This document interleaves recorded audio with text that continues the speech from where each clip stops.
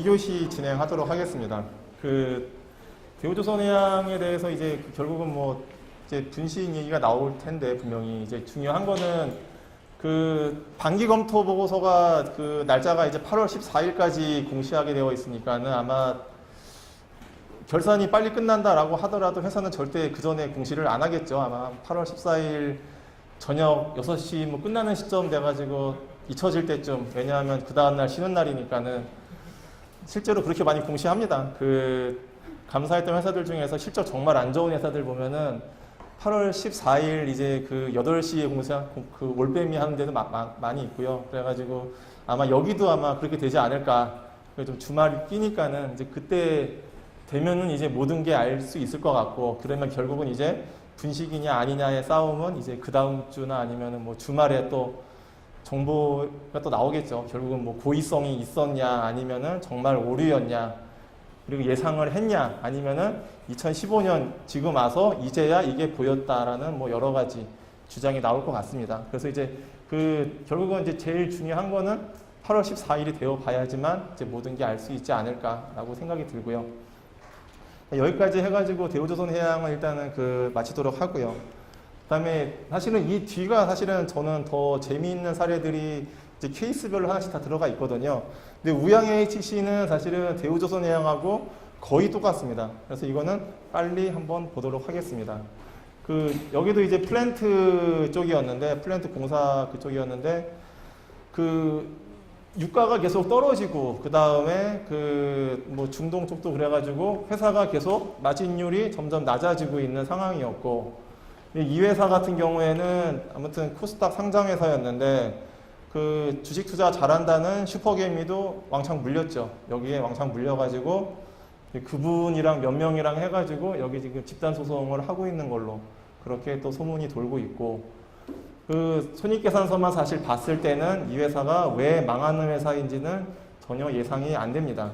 영업이익 잘 나고 있고, 이자 비용 대비해서 영업이익이 2배 내지 3배 이상 잘 이익을 내고 있는 그런 안정적인 회사였고, 이익률 자체는 계속 줄어들고는 있지만은 아무튼 뭐 적자는 기록을 안 했으니까 문제가 없었는데, 3분기까지밖에 표시를 안 한 이유는 이제 4분기 넘어갈 때 결국 회사가 이제 부도가 났습니다. 부도가 나가지고 이제 주주들이 집단으로 멘붕이 됐죠. 이런 회사가 왜 부도가 났는지에 대해서.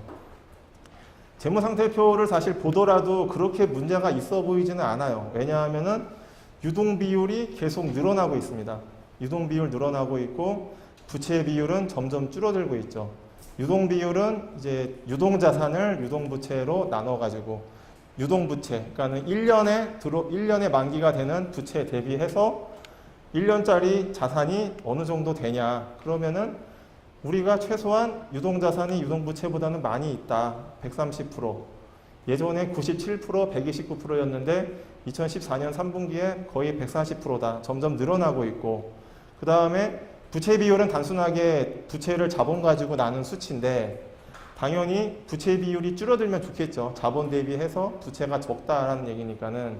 그러면은 부채 비율도 점점 떨어지고 있으니까는 이 회사는 손익계산서랑 재무상태표 봤을 때 전혀 문제가 없어 보이는 그런 기업이었는데 왜 4분기에 가서 부도가 났느냐. 여기도 역시 이제 미천구공사가 속을 썩였습니다. 미천구공사가 돈이 회수가 안 되고 있죠. 매출 채권으로 바뀌어서 돈이 들어와야 되는데 회수가 안 되고 있죠. 다시 아까 이 상황을 말씀을 드리면은, 공사가 진행이 될 때 진행 기준의 진행률에 따라서 미천구공사란 자산이 생기고 매출을 인식을 합니다. 그리고 정식적으로 거래처에 이제 대금 청구를 하면은 매출 채권으로 바뀌죠. 그리고 미천구공사가 소멸이 되고, 그리고 마지막에 이제 채권이 회수가 되면서 매출 채권도 소멸이 되고 현금으로 들어오면서 이렇게 사이클이 계속 타면서 회사가 돌아가야 되는데, 매출 채권이랑 미천구공사 일단 합계로 해놨지만은 어쨌든 금액이 계속 늘어나고 있어요. 회사가 돈이 들어오고 있지 않은데, 근데 문제가 뭐냐 하면은 유동 비율이 좋다라고 했는데 결국 보니까 유동 자산에서 매출 채권과 미천구공사가 차지하는 비중이 거의 한 80%죠. 받을 돈만 다 있고 실제 회사에 돈은 계속 안 들어오고 있는 상황이고, 부채 쪽을 봤더니 부채가 거의 지금 차입금으로만 다 이루어져 있습니다. 부채의 75% 되는 금액이 다 이제 차입금이죠.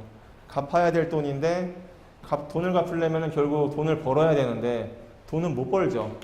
결국 여기도 모양새가 똑같습니다. 대우조선이랑.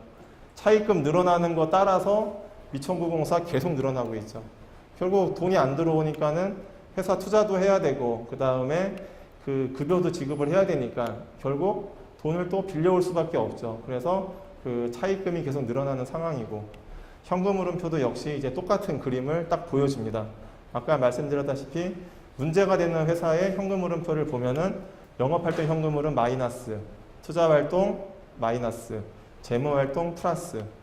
결국은 정상적으로 투자를 해야 되니까 투자활동 현금 흐름은 대부분 기업들이 다 마이너스죠. 이거 플러스이면 사실은 그 기업이 더 오히려 문제가 되겠죠. 회사는 계속 투자를 해가지고 계속 초과 수익을 창출해야 되는 게 이제 기업의 사명인데, 그 투자활동 현금 흐름에서 플러스가 난다라는 얘기는 그 투자를 별로 안 한다는 얘기니까, 투자활동이 마이너스인 건 당연히 이건 상식적인 정상적인 기업인 거고, 문제는 투자활동에 들어가는 재원을 어디서 마련을 하느냐인데, 영업에서 돈을 벌어가지고서 마련을 해야 되는데 결국 그러지를 못하니까는 또 역시 돈을 빌려올 수밖에 없죠.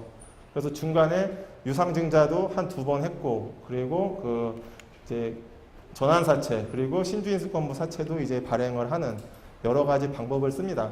더 이상 뭐 제1금융권에서 돈 빌려올 때가 이제 막히니까는 사채를 또 발행을 할 수밖에 없죠. 그래서 전환사채도 발행을 하고 신주인수권부 사채도 발행을 했고, 점점 부채는 쌓여가고 돈은 안 들어오고 하니까는 이제 2014년 4분기에 가서 이제 어음을 막지를 못해가지고 결국 이제 부도 처리가 되고 상장 폐지가 됐었습니다. 그래서 여기도 역시 수주산업이고 그 대우조선해양이랑 같은 분위기로 그 재무제표가 계속 쭉 흘러오고 있다라는 거를 이제 이해를 하시면 될 것 같고요. 그 영업활동 현금 흐름에서 보시면 이제 미천구공사 계속 마이너스로 떠 있죠. 마이너스로 떠 있다는 얘기는 돈이 들어오고 있지 않다라는 걸로 그 이해를 하시면 될 것 같아요. 현금 흐름표 작성 방법은 사실 굉장히 좀 설명을 한참 해야 되기 때문에 일단은 여기서 마이너스다라는 얘기는 돈이 안 들어온다라고 이해를 하시면 될 것 같습니다. 두 번째 사례가 이제 그 재작년에 굉장히 유명했었던 이제 모뉴엘이죠. 뭐 너무 많이 들어가지고 이제 그 지겨울 수도 있는데, 여기는 이제 그 재고를 만들어서 파는 회사라서 한번 여기도 이제 그 케이스를 한번 넣어봤습니다. 여기는 사실 재무제표가 굉장히 아름답죠. 왜냐하면은 매출액이 거의 2배 가까이 급증을 했고 2013년도 50% 가까이 증가가 되는, 아마 이 회사가 상장을 했더라면은 아마 그 시가총액이 한 조 단위는 되지 않을까라고 생각이 들 정도로 굉장히 성장이 아주 가팔랐던 회사였습니다. 그래서 그 매출액 증가도 그렇고 영업이익 가지고 뭐 그 이자 비용은 충분히 커버하고도 남을 만큼의 그 이익을 올렸고, 영업이익률도 10% 9%에서 계속 왔다 갔다 했었던 정도로 이익률도 뭐 나쁘지 않은 그런 상황입니다. 그리고 손익계산서는 이렇게 좋았고, 재무상태표를 보면은 그 역시 유동 비율도 전기 대비해서 올라가고 있고 부채 비율도 감소하고 있고, 아까 보셨던 우양AHC랑 흐름이 비슷하죠. 유동자산은 많고 유동부채는 적고, 그리고 부채가 많기는 하지만 자본 점점 그 부채 비율이 줄어들고 있는 상황이었다라는 거고, 근데 그 유동자산을 한번 들여다봤더니 이제 문제가 이거죠. 재고자산이 유동자산에 차지하는 비중이 이제 59% 가까이 됩니다. 그러면 회사는 또 주장을 할 수가 있죠. 우리는 제품이 너무 잘 팔려가지고 쌓아놓고 팔 수밖에 없다라고 그렇게 주장을 할 수가 있습니다. 근데 현재 우리나라에서 제일 잘 나간다는 아모레퍼시픽의 재무제표를 보시면은 재고자산이 절대 늘어나지가 않습니다. 재고자산을 회사는 쌓아놓고 파는 게 아니고 빨리 만들어서 빨리 파는 거를 그 정책으로 삼지 절대 쌓아놓고서 팔지를 않죠. 왜냐하면은 아모레퍼시픽이 너무 잘 나가니까는 뭐 재고자산을 엄청나게 쌓아놓고 팔겠다라고 했는데 이번에 메르스 터지면은 완전히 리스크죠. 재고는 점점 그 시간이 지나가면서 그 유행이 지나면은 또 그 안 팔릴 가능성도 있고 또 변질의 위험도 있고 또 창고가 불날 수도 있죠. 여러 가지 리스크가 있기 때문에 회사에서 재고 자산은 리스크라고 간주를 합니다. 그래서 삼성이나 LG 출입해 보신 분들은 아시겠지만은 기말 시점 남겨놓고서 한 2주 정도는 이제 공장을 아예 그냥 셧다운을 해버리죠. 그냥 아예 생산을 멈춰버리고 이제 남아있는 재고 팔기 시작합니다. 그리고 나서 다시 다음 연도부터 또 공장 돌리는. 왜냐하면은 재고를 절대 많이 안 가져가죠. 여기는 재고가 전체 유동자산의 59%가 될 정도로 굉장히 재고가 많이 쌓여 있었던 그런 회사입니다. 그리고 유동부채, 부채 비율이 줄기는 하지만 아무튼 유동부채의 74%가 차입금일 정도로 갚아야 될 돈은 굉장히 많았던 그런 상황이 되겠습니다.